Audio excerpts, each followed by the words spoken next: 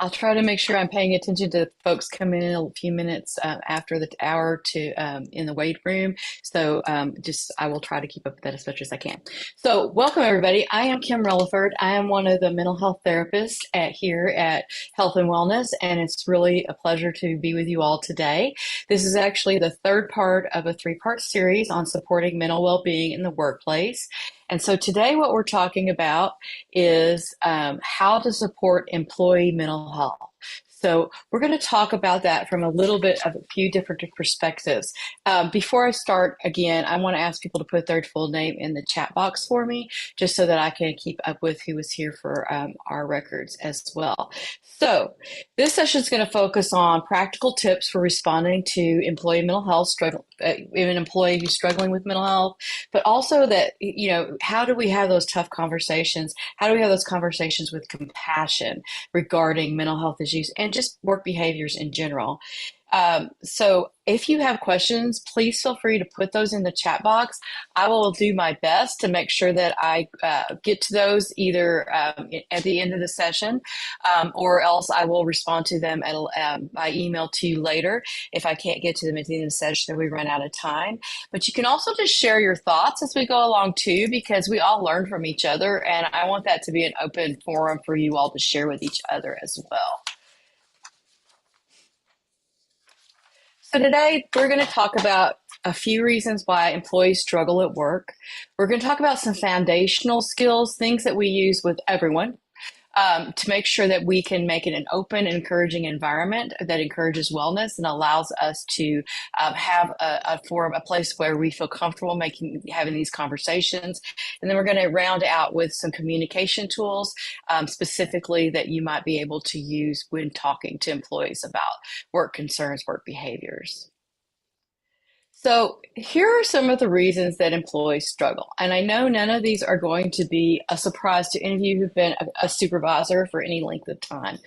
I got this from a blog called the Wellright blog, and they said that they had a whole list of reasons that common issues that impact work behaviors. I kind of broke them down into 4 different areas: job knowledge, communication, work-life balance, and relationships. So for job knowledge, we're talking about things like not having enough training, feeling overwhelmed, feeling like they don't have the tools to do their job, or having too many extra projects, too much extracurricular things that they're doing. Under communication, what we're looking at is things like limited flow of information, lack of information needed to perform well, and lack of recognition. Just not feeling like they understand, what's going on, being in the know. Work-life balance was another area: inflexible work schedules, poor work-life balance, lack of motivation, untreated or undertreated physical or mental health issues, family crises. And then under relationships, these are work relationships. So lack of trust between coworkers, a lack of trust between employees and supervisors and the organization, staff conflict in general, bullying, limited clarity of roles, who does what and when, and inconsistent expectations. So not knowing exactly what's expected of them. What I did was I went ahead and put an orange star by all 4 of these areas, because all of these areas, all of the things we just talked about, can impact someone's mental well-being. So when you think about how this might impact mental well-being, first of all, it's going to increase the stress. It's going to increase stress for all of our employees. It's also going to, for folks who already have some mental health concerns, it's probably going to increase their mental health symptoms and make it more difficult for them to manage those issues. So, which can cause even more stress, right? So it just the issues kind of compound and worsen after that.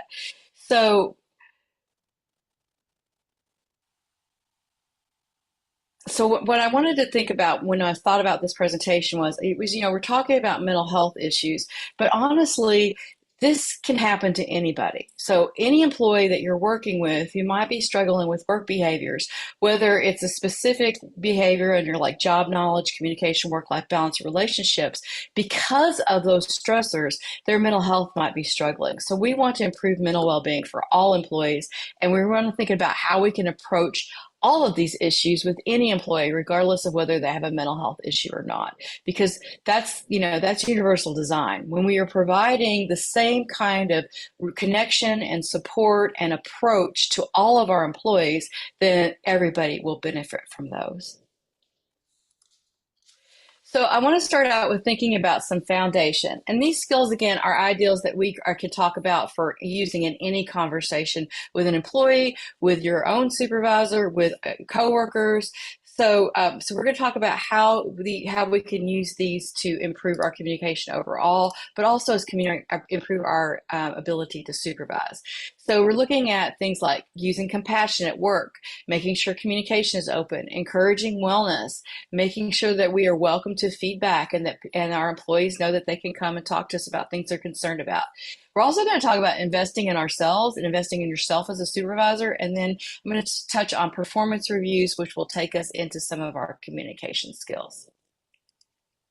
So let's start by talking about fostering compassion.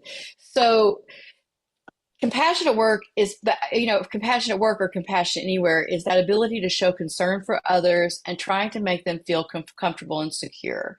So when we set those expectations that compassion is the approach to all aspects of work for ourselves and our coworkers and our leaders, we actually develop a supportive environment that's invested in everyone's well-being, not just employees. So ask yourself, how do you foster compassion? And here's some ways you might, if you're not already. Actively listening to colleagues without judgment. Noticing when our colleagues are having a hard time at work or personally, accepting criticism, being careful when expressing opinions, noticing and empathizing when colleagues experience challenging situations, encouraging others and being happy for their success, offering to help someone else with a task. All of these compassionate approaches helps us to promote healthy interpersonal relationships, job satisfaction, and job engagement.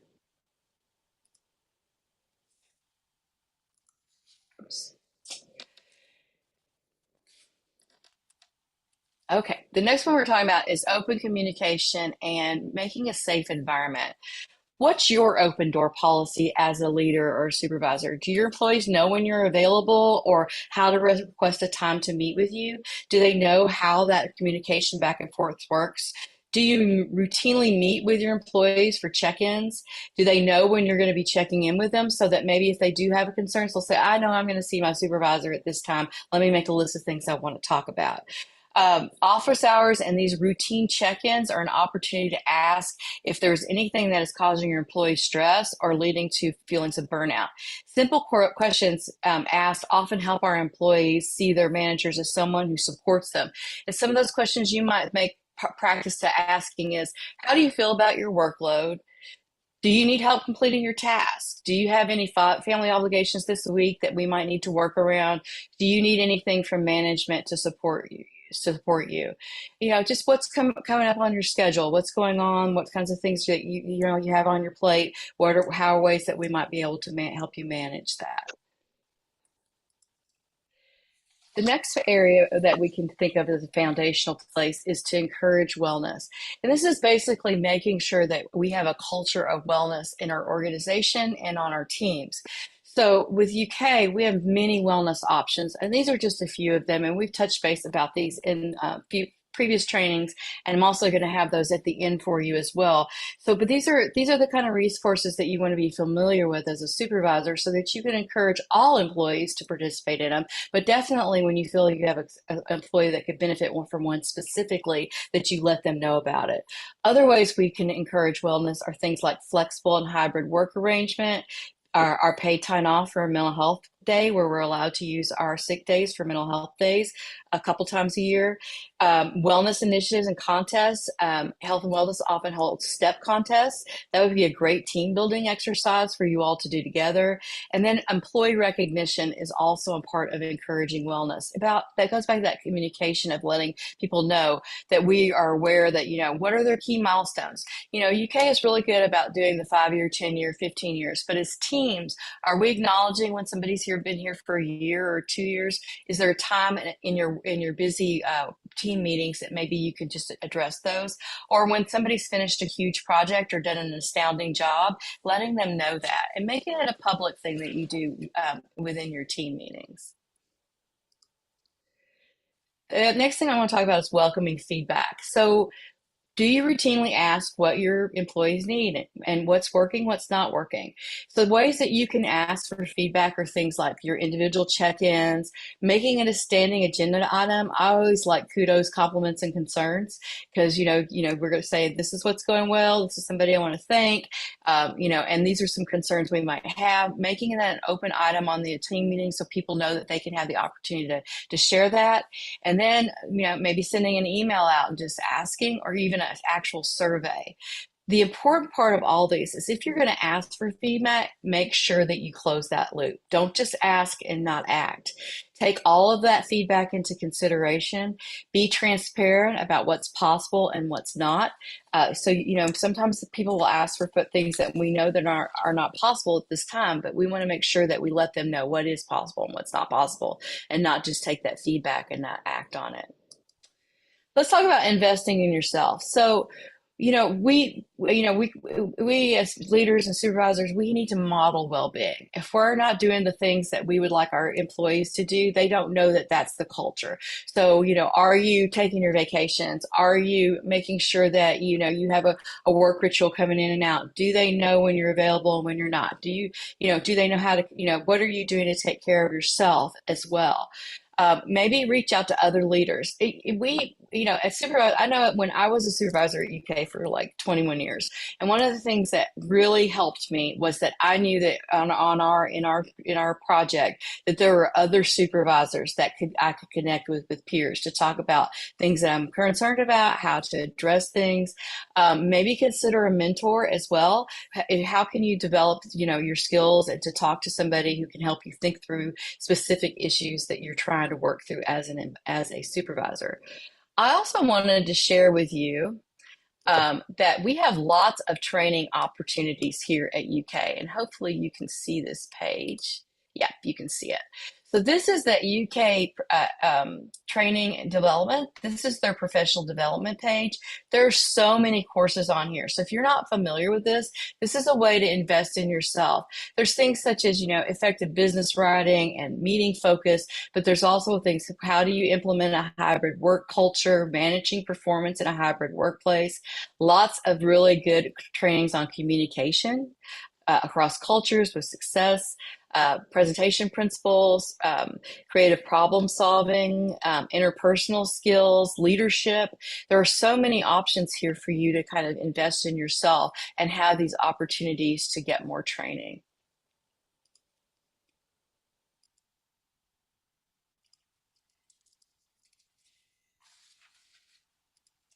So let's go ahead and start talking about performance reviews, because I think that when we're talking about work behaviors and concerns about someone's work performance, these are things that don't happen right before they usually don't happen right before our annual evaluations. They've been happening throughout the year. So one way to provide feedback about performance on an ongoing basis is back to encouraging those regular check-ins. We can make the reviews less intimidating, because when they know that they've already heard these things, if we've already talked to them about it, it's not going to be a surprise at the performance review. Ensuring that we not only talk about what's not going right, but also talk about what's going well. What praise should we be giving? What kinds of things should we acknowledge that are going well? And then I also like this idea of how to rephrase negative feedback.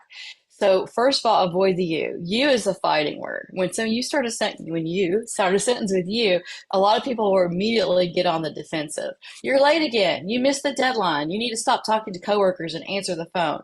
Instead, try rephrasing that and using I statements. I statements are a basic communication tool, but it's basic because it works. It's one of those things that if we can always start sentences with I's, and we do a little bit better with that, people can hear us, because that, again, avoid the you. So a different way to say you're late again might be, I noticed you're running behind again this morning. Can we explore why that's happening and work on a plan for being here on time? And see, the part about that is we're going to explore that. We're going to work on that together. I noticed you missed the deadline for the report last week. Can you walk me through what happened so we can work together to ensure we won't run into similar issues in the future? I noticed you really enjoy talking to your coworkers and catching up in the morning, and that's an important for teamwork and camaraderie. However, I've noticed it sometimes gets in the way of answering the phone. Can we identify ways to check in with your coworkers while answering the phones in a timely manner? So these are ways to like just really quickly like thinking, okay, how am I going to phrase this? How do I make this a sentence? How do I offer help?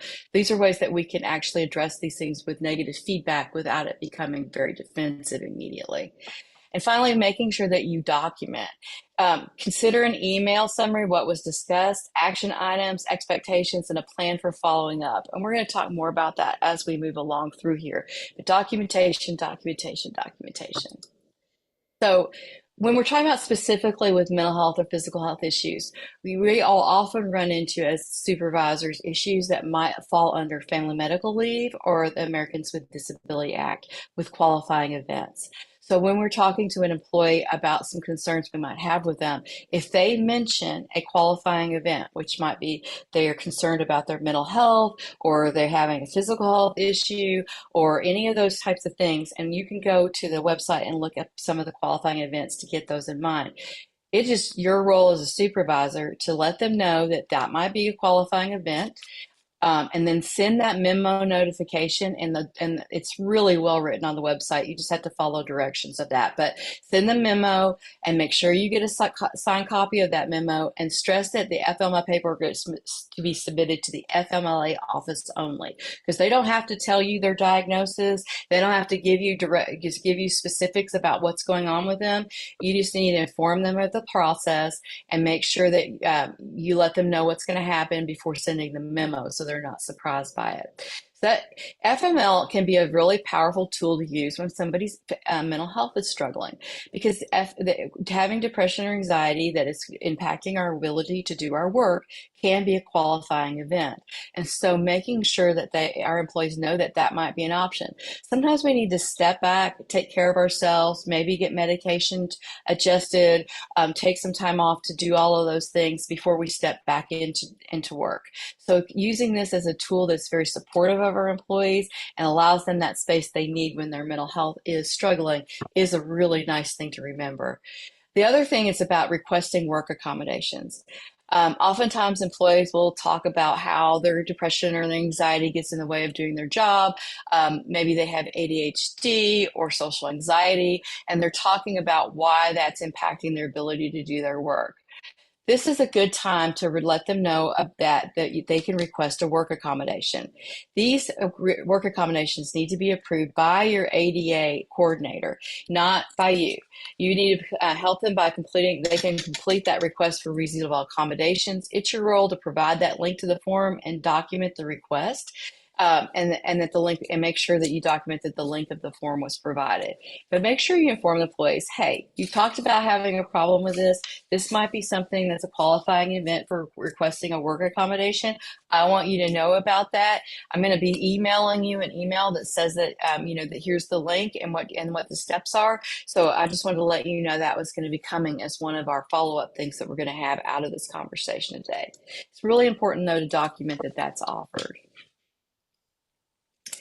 So those are some basic ideas about how to approach and build a foundation of communication and openness, so that regardless of what's going on, someone who is struggling with their work behaviors, they can be addressed early and often, that you can have those opportunities to do so. I want to move on now, and I want to talk about some specific communication tools that you can use in any conversation, really, but when you're talking to employees. I want to start with talking about ask and guess culture. So, ask and guess culture is the way that we communicate with each other, and how we approach how we communicate. There are two kind of camps of that. Some people are more ask culture, and some people are more guess culture. Ask culture encourages individuals to openly request what they desire. So they're very clear and direct. They seek certainty. I tend to be an ask culture kind of person. Even as a kid, I would be like, No, yes, no, no. I want no. I don't want a maybe. I want a yes or a no. Like I would say, no maybes. I would always tell my mom that. No maybes. I want to hear yes or no. Tell me. I don't want to know. I don't want the uncertainty of that. Sometimes that can come across as rude or bossy or aggressive or insulting, and it puts people on the spot, and that can kind of make it exchanges discomfort for certainty. So basically, somebody with an ask culture kind of approach is saying, I don't like the discomfort of not knowing, so I'm going to push until I have certainty. On the other hand, other people come from the guess culture, and they tend to be observant and intuitive, and they have a higher sensitivity. They can tend to be less assertive. They sometimes become passive aggressive. They avoid the discomfort at the cost of clarity, and they avoid discomfort at any cost. They may resent having to say no.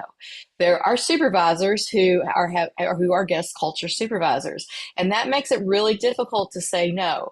But that's part of the role, right? And so getting familiar with your own culture and understanding whoever you're going to have a conversation with, whatever employee that is, maybe trying to figure out which culture they fit into helps you to think about how you're going to approach the conversation. And in that compassionate and open environment, particularly with guest culture folks, they're more likely to express their preferences more directly.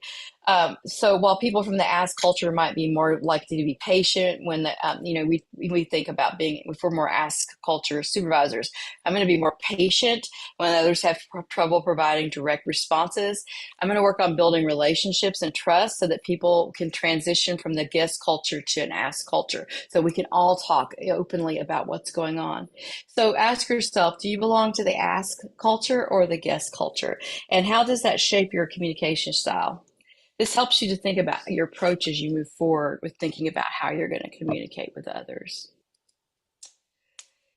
This is one of my favorite quotes. It really resonates with me as a person, but also as a mental health therapist.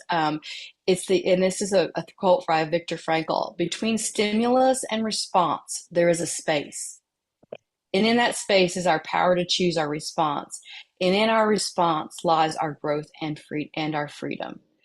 So when you think about when something happens, it's not the stimulus that determines your response, it's what you think about it. This is an example I often use with my clients. You are driving home one day and you're stopping at a stoplight. It's been a great day. You've had a good day. Things went well. You got up and, got plenty of rest last night. You had a good lunch. You're feeling good. You stop at the stoplight. You're looking at your phone. Yeah, the light changes. You don't pay attention to it, but somebody behind you beeps their horn. You feel good that day. So through your positive thinking, through your feeling of positivity, with your stress tolerance really high, you go, "Oh, I'm so sorry," and you just drive on and you forget about it because it doesn't affect you in a negative way. It could be the very same thing the next day, but you did not sleep last night. You worked through your lunch. Things were hard at work. You feel like there's so much, or you're feeling overwhelmed.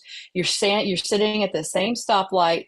You're looking at your phone. Again, you don't notice that light's changing, and you will, and that person behind you beeps at you, and you lose it.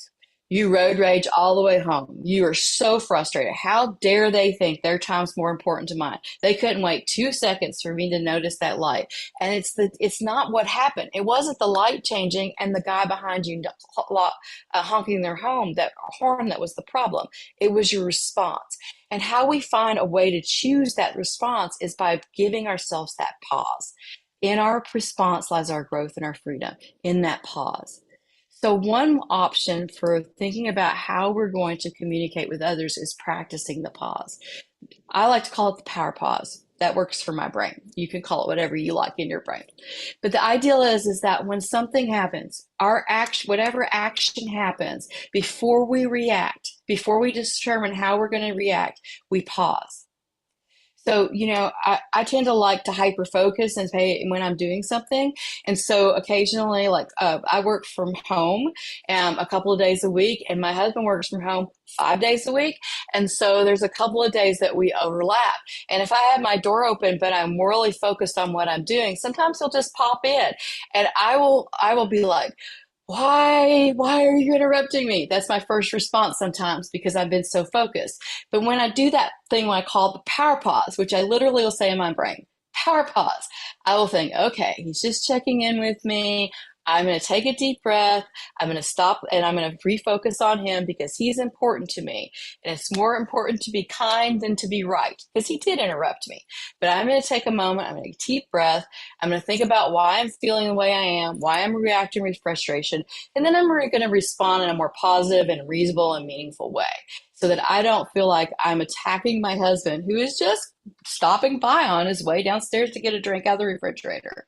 And so thinking about that power pause, and that can happen in a conversation too. Sometimes we will be talking to somebody and that, that ideal that somebody will say something and it really hurts us or it hits us in a wrong way. And so that's a good place for a power pause too. And then just really just stepping back, taking that deep breath. Why am I so frustrated with this? Why did that hurt my feelings? Maybe there's something I'm missing here. And then I might be able to come back and respond with, wow, that didn't really feel good. Maybe I need to check out with you what you meant by that. And so we're able to kind of not go back on that attacking approach, but actually take that power pause. I like the quote from Mark Twain that says, the right word might be effective, but no word has ever been as effective as the rightly timed pause. And that's what we're talking about here. What this does for you is gives you the opportunity to emotionally regulate. Pausing rather than reacting allows us to take a step back and calm ourselves and think more objectively.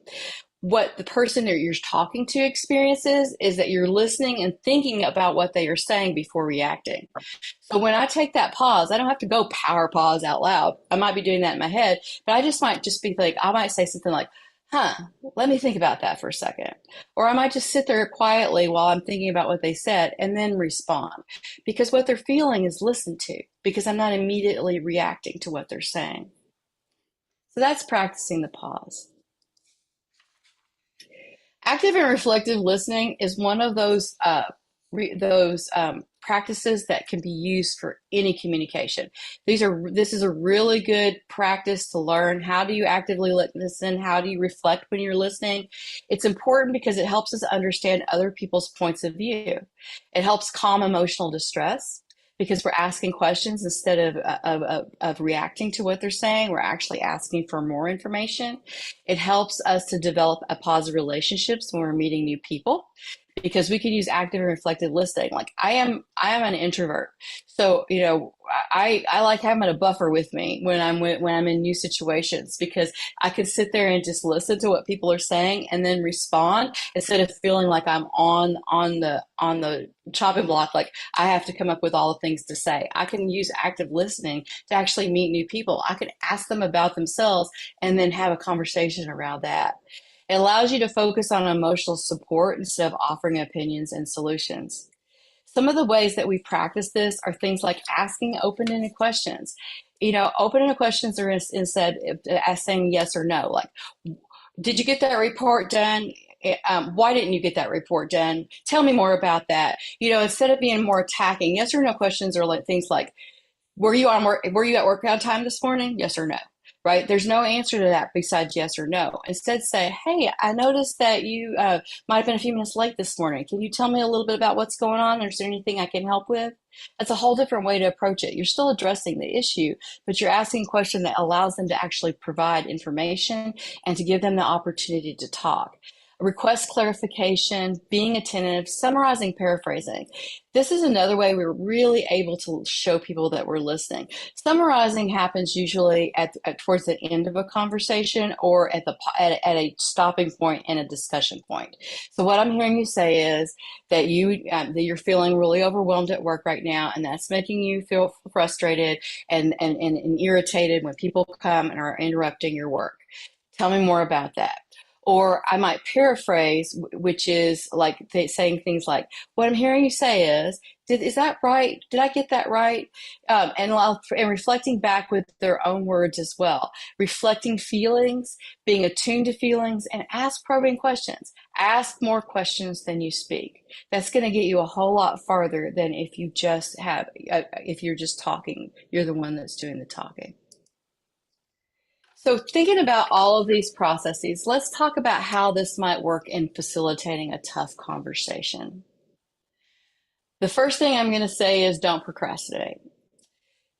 None of us really love conflict. We don't. And it makes us uncomfortable when we have to bring to our employees' attention that something that's concerning.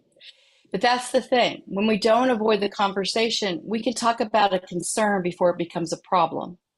And it also allows feelings not to fester. Because if you don't talk to somebody about something that you're concerned about, but you keep seeing it over and over again, you're ultimately going to be frustrated. And so when you finally do talk about it, your emotions and feelings are going to be on display. So talking about it when it's a small thing helps it from becoming a big thing. So don't procrastinate. Plan for conversations. Be clear on why you're having the conversation and what you want to get out of it, because that's going to help you think about how you're going to approach the conversation and making sure that you're directing and facilitating that conversation. Also, think about how that other person may respond, but don't script it. With folks with anxiety disorders, one of the things that, and I am also self disclosing as somebody with an anxiety disorder, we love to script in our head. I'm going to say this, and they're going to say that, and I'm going to say this. And the problem with scripts is that we can't script something when we only know our part of that conversation. We have no idea how the other person is going to respond. So a script is only as good as the beginning of the conversation, because then it all goes out the door. So what you're not wanting to do is to be overly prescriptive or scripted with your conversation. What you do want to do is think about, okay, this is something they're really sensitive about. How do I want to approach this so that they feel back to that compassionate approach? How do they feel like I am here to support them? What do I need to say? Or this, I know already that no matter how I say this, the most kind and loving way I can, that they're going to be defensive. And so preparing for that, for them to be defensive, I might need to make sure that we have a break, or I might consider having somebody else involved in the conversation. Talk when you're ready to talk with the other person. Ask for a good time and place to talk where you won't be interrupted. So let them know, hey, I really like to talk to you. What's a good time and place to talk? So that you're not like pulling them away from something else or making them feel on display when you go to talk to them. You have something scheduled. It could even be like 30 minutes from now. It doesn't have to be like something on a calendar. It just means, hey, is this a good time? Maybe it's not a good time. When would be a good time later today for us to talk? Maybe we can meet in my office or in the conference room where we won't be interrupted.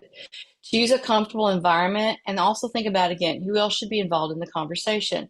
Depending on what the issue is, you may need to have your HR person with you, you may have your supervisor with you, or you may have the coworker who is also involved in the concern in there. But you need to think about who else should be involved in the conversation before starting it.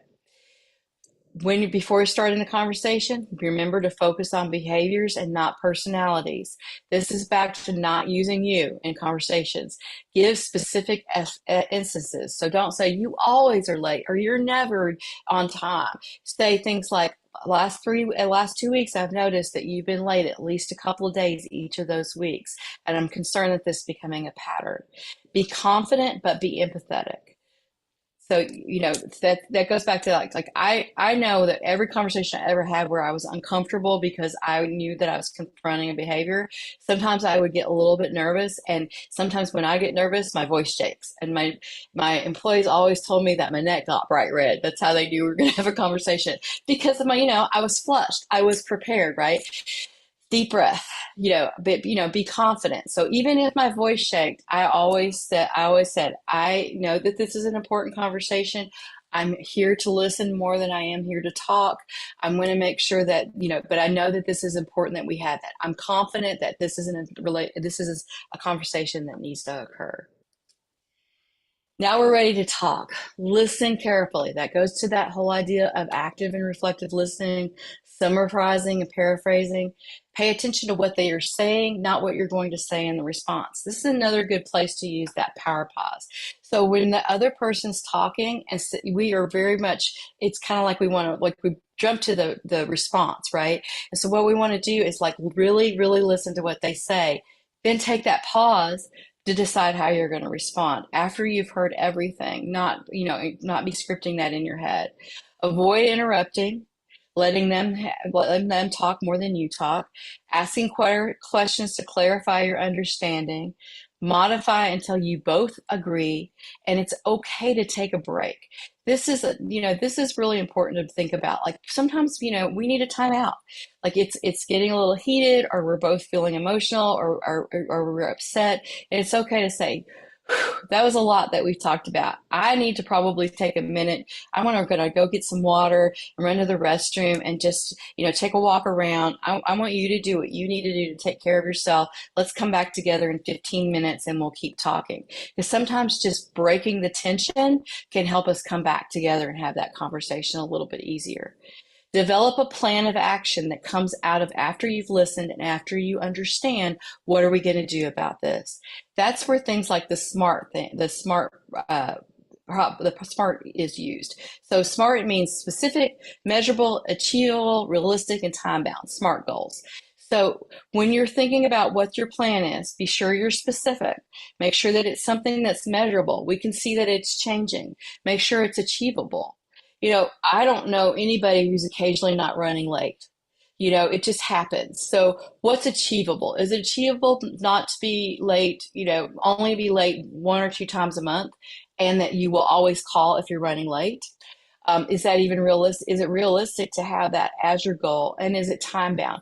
Meaning that we're going to be measuring that for a period of time. So over the next 2 weeks, this is your plan. We've made a plan for how you are going to not be late. You're going to, you're going to talk to your spouse about your schedule in the morning. You're going to make sure that you leave a few minutes early to avoid those red lights. You're going to think about how to best approach parking at UK, all of those things. How are you going to be? What's your specific plan? And then 2 weeks, we're going to come back and we're going to check in on your progress and meet again and see if that's working for you. And it really needs to be their plan, not yours, too. That's why when you're thinking about SMART goals, it's like, okay, what are we going to do? Let's be specific. Is that something we know? How are we going to know when that's working? Does that feel achievable and realistic to you? Okay, in 2 weeks, let's come back and talk about that some more. Then follow through and stick to that plan. Think about sending a summary and follow up with any resources that are discussed. Particularly, this goes back to when somebody is struggling with mental health or any kind of health issue. Making sure that you summarize what was talked about, what the plan is, when you're going to follow back up. Stay solution focused, which means don't be focused on the problem in your summary. Stay solution. This is what we talked about. This is what we're going to do about it. And then follow up with resources discussed, whether it's sending them that link for the ADA reasonable accommodation or the FML notification, or sending them the link to the mental health therapist and the other benefits that they have available at UK. You're going to make sure that you provide that in a real timely manner. Then staying solution focused and giving it time to work. So, because sometimes when we're learning a new behavior or we're trying something different, whether it's making sure that we leave plenty of time on our schedule to meet a deadline, or whether we're working on to work on time, that very next day may not be the day they do really well with that, because they're still trying to figure out how to make that work. But did they call you, which was part of that solution, right? So give it time to work. Give that time for that opportunity. Then for yourself, make sure you reflect on that experience. What went well and what could be improved next time, so that you can think about how that worked for you, what you might do as an approach next time, that, where did you kind of get stuck and you might want to focus a little bit more on next time, thinking about it for your own personal, follow through and reflecting on that experience. I want to kind of wrap up this section, and then we'll talk about some of the resources at UK and some steps to do when you're concerned about somebody's mental health. But before that, I want to share this TED Talk with you, because I really like what she has to say about the art of better ways to have it in conversation. So I'm going to share this with you, and please let me know in the chat box if you can't hear it. All right, I want to see a show of hands. How many of you have unfriended someone on Facebook because they said something offensive about politics or religion, childcare, food? And how many of you know at least one person that you avoid because you just don't want to talk to them? It used to be that in order to have a polite conversation, we just had to follow the advice of Henry Higgins and My Fair Lady: stick to the weather and your health. But these days, with climate change and anti-vaxxing, those subjects are not safe either. So this world that we live in, this world in which every conversation has the potential to devolve into an argument, where our politicians can't speak to one another, and where even the most trivial of issues have someone fighting both passionately for it and against it, it's not normal. Pew Research did a study of 10,000 American adults, and they found that at this moment we are more polarized, we are more divided than we ever have been in history. We're less likely to compromise, which means we're not listening to each other, and we make decisions about where to live, who to marry, and even who our friends are going to be based on what we already believe. Again, that means we're not listening to each other. A conversation requires a balance between talking and listening, and somewhere along the way we lost that balance. Now, part of that is due to technology, the smartphones that you all either have in your hands or close enough that you could grab them really quickly. According to Pew Research, about a third of American teenagers send more than 100 texts a day. And many of them, almost most of them, are more likely to text their friends than they are to talk to them face to face. There's this great piece in The Atlantic. It was written by a high school teacher named Paul Barnwell. And he gave his kids a communication project. He wanted to teach them how to speak on a specific subject without using notes. And he said this: I came to realize that conversational competence might be the single most overlooked skill we fail to teach. Kids spend hours each day engaging with ideas and each other through screens, but rarely do they have an opportunity to hone their interpersonal communication skills. It might sound like a funny question, but we have to ask ourselves, is there any 21st century skill more important than being able to sustain coherent, confident conversation? Now, I make my living talking to people. Nobel Prize winners, truck drivers, billionaires, kindergarten teachers, heads of state, plumbers. I talk to people that I like, I talk to people that I don't like, I talk to some people that I disagree with deeply on a personal level, but I still have a great conversation with them. So I'd like to spend the next 10 minutes or so teaching you how to talk and how to listen. Many of you have already heard a lot of advice on this. Things like look the person in the eye, think of interesting topics to discuss in advance, nod and smile to show that you're paying attention. Repeat back what you just heard or summarize it. So I want you to forget all of that. Oh, it is crap. Sorry, I'm in this meeting. There is no reason to learn how to show you're paying attention if you are, in fact, paying attention.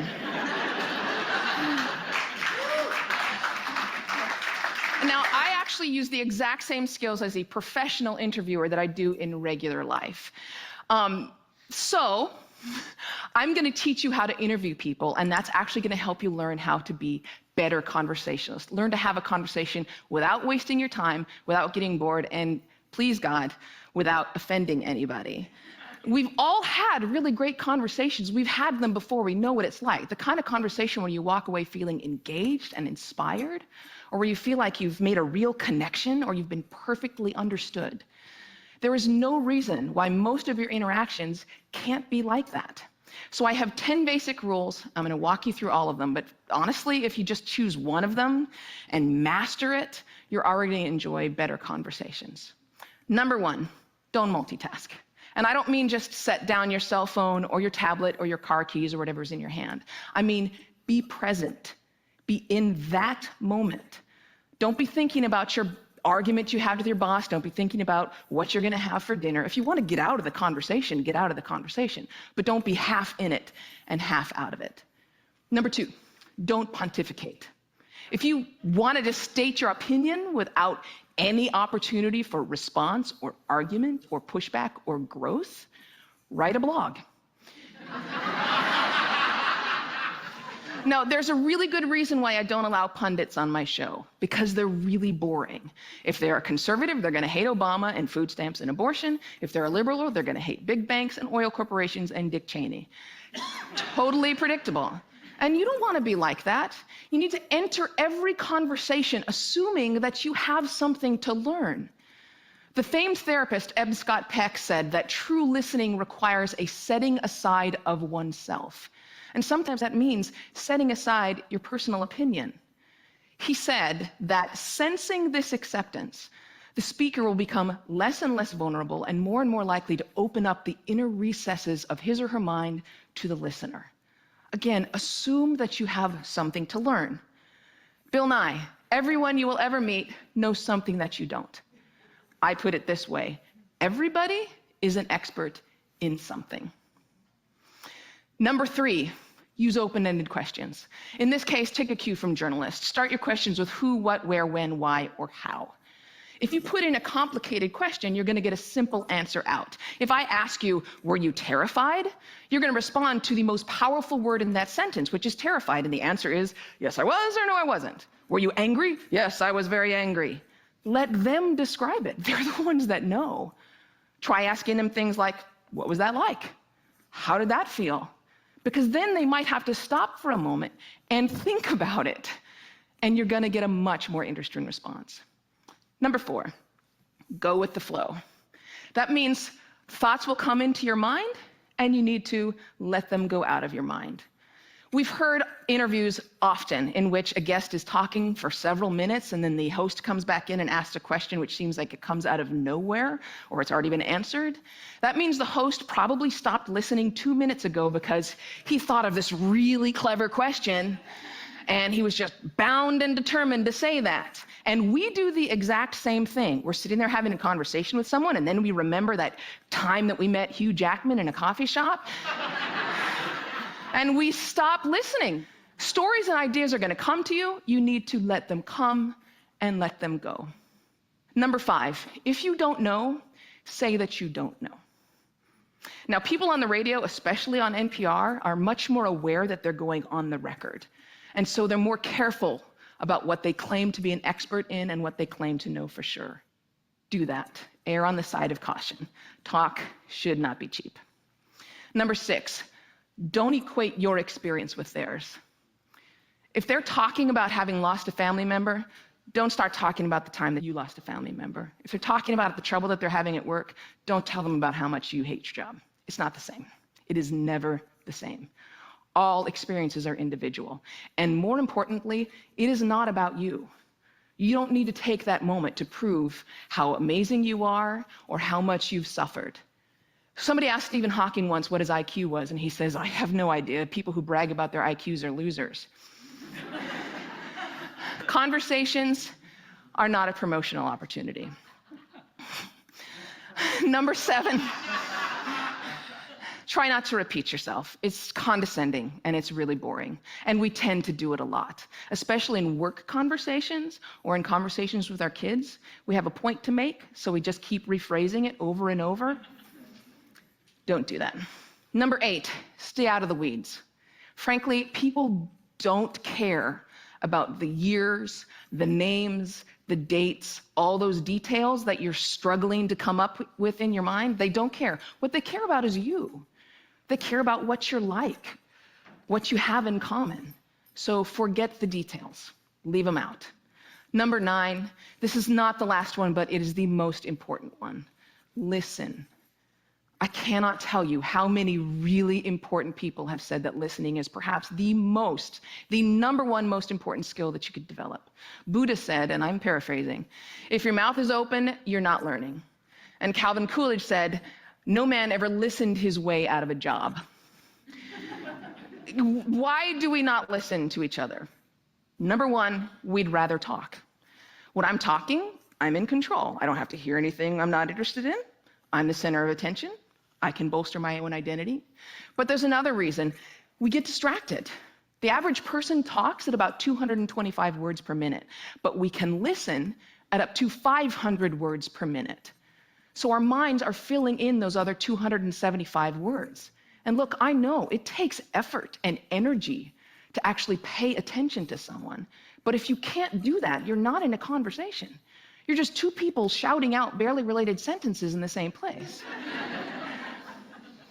You have to listen to one another. Stephen Covey said it very beautifully. He said, most of us don't listen with the intent to understand. We listen with the intent to reply. One more rule, and number 10, and it's this one. Be brief. Be interested in other people. You know, I grew up with a very famous grandfather, and there was kind of a ritual in my home. People would come over to talk to my grandparents, and after they would leave, my mother would come over to us and she'd say, "Do you know who that was? She was the runner-up to Miss America. He was the mayor of Sacramento. She won a Pulitzer Prize. He's a Russian ballet dancer." And I kind of grew up assuming everyone has some hidden amazing thing about them. And honestly, I think it's what makes me a better host. I keep my mouth shut as often as I possibly can. I keep my mind open, and I'm always prepared to be amazed, and I'm never disappointed. You do the same thing. Go out, talk to people, listen to people, and most importantly, be prepared to be amazed. Thanks.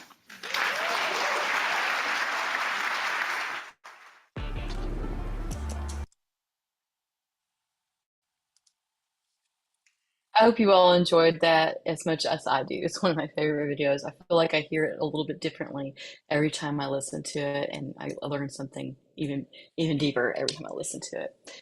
So, going back to thinking about folks who we're worried about that we're supervising who have mental health issues, thinking about when to refer for assistance. You know, we always want to know, when should we refer? When you see any changes in normal behavior that continue over time, particularly if you've worked on them with them and they're still continuing. Increased absences, tardiness, or too much time at work. And so, change of behavior here. It's not that it's not that something that's been a consistent thing you've worked on, but it's starting to be worse, or it started after a long time of doing well with those issues. Decline in job performance after doing well, and when an employee asks for help. And that goes back to that idea of listening. Employees ask for help all the time, but I don't know that we always hear them ask for that help, because it may not be like, "Help, I need your help." It may be more like you saying, "How can I help you?" Because that can be some of the most powerful things that you can say to another human being is, "How can I help?" If you have someone that you're concerned about and you want to make some referrals, here are some recommendations for you that we have here at UK and are part of our either insurance or some national hotlines. I have I have put a star by the acute crisis supports, particularly when you're really concerned about somebody in the moment and you want to try to get them help. So, or you feel like they need a help a little bit quicker than they might get if they just call and make an appointment. So therapy at health and wellness. So there are 4 full-time therapists, and then we have some contract therapists who provide 5 free sessions a year for UK employees, retirees, and their dependents. And sometimes there can be up to a 2 to 6 week wait, and it's limited again, number of sessions to 5 a year. But we can also offer to consult with supervisors. That's something we started doing in the last year. So if you're concerned about your employees' work behavior and you just want to talk to somebody about it, maybe you're thinking about how to approach it and you just want to consult before you do, this is something that you're welcome to reach out to us. And I've given that to you in the resources list. Some other UK resources is UK outpatient psychiatry. Oftentimes, though, there's a wait to get in, and that can sometimes slow things down. I really want to focus on the empath clinic. This is new.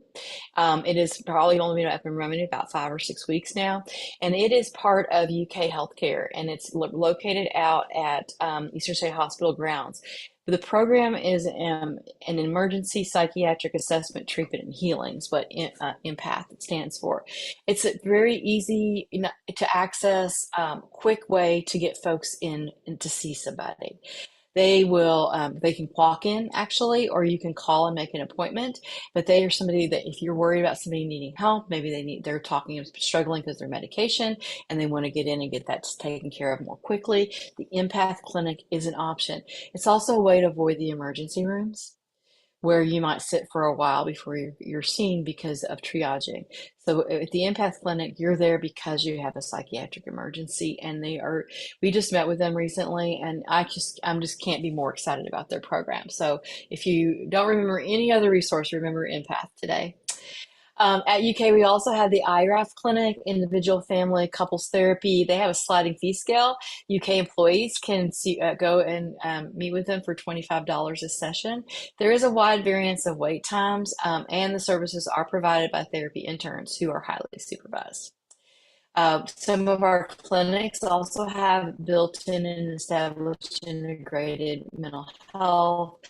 Team Blue is one of those, also community and family medicine, and a turf patient in order to get access to their services. Private therapy sometimes is easier to find a specialty provider, and you can typically be seen more quickly. For another way to get somebody in front of somebody more quickly as well as Live Health Online. It's a zero copay for all UK employees. They have a wide variance of wait times depending on who you select as the provider, but they do have options for HMO and PPO, and you can Google UK Live Health for details. And then finally, you can always sit down with an employee you feel like is in crisis and ask them to call with you the 988 crisis line. A lot of times when we are in crisis, when with a mental health crisis, we are having thoughts and feelings that feels overwhelming. And just being able to talk about them takes the power out of them. So calling that crisis lifeline and just saying, hey, I'm struggling. Here's what's going on with me, and getting a free and confidential life support very quickly is often an option for a lot of our employees very quickly for you to help them get help as well. As far as us at UK Health and Wellness and mental health therapists, you're always welcome to call the 859-257-9355 number, and our wonderful Julie will talk to you about what's going on and see if one of us has an appointment available that we might be able to meet with somebody more quickly than scheduling through the routine process. And so she will help us, and if nothing else, we'll provide consult and give you recommendations to where you might want to send your folks if you're concerned about them. There are some other of the benefits that we talked about earlier. Dietitian, fitness specialists. We have health and wellness coaches that are amazing on working on goals and like figuring out and working on mindfulness and helping folks with those kinds of things. We have an elder care specialist when your employees are struggling with elder care. We have working parent supports as well, financial wellness, health, and then we have also Headspace app for our employees. There are some limited number of licenses, but we buy more when we need to. It's a great app, but so oftentimes we free apps are great, but when you actually pay for the app, you get access to more services, and that's the way that Headspace app is. And for us as employees, we can access the full Headspace app when we go through UK, and then we have tobacco cessation counseling as well. Some additional resources, that's the link for consultations for supervisors that I just mentioned. We also have Stress First Aid. UK Healthcare, that's through the chaplaincy program. It's a great way to build compassion and peer support.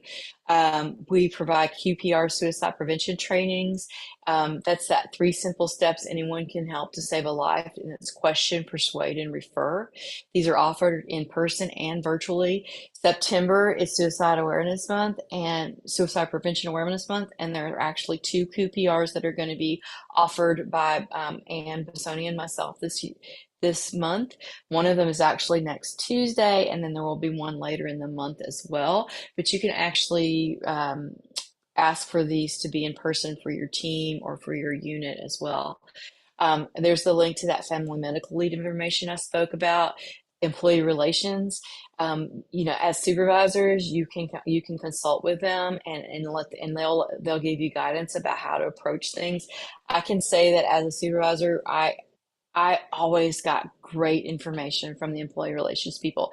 Even when I was frustrated because I didn't feel like they were telling me what I wanted to hear, they did tell me what I needed to hear. And oftentimes that helped me to support my employees and to make sure that I was doing my job as a supervisor as well. And then finally, with ADA compliance and reasonable accommodations, I've given you the link there as well. I will be sending out all of this information to you as in the links as a PDF, so you can have access to all of those links. And we will hopefully, I will see you soon. And I apologize for running over a few minutes, but I'm going to end now. If you put questions in the chat box, I will definitely review those. Thank you all so much for your time. Have a wonderful afternoon and take care.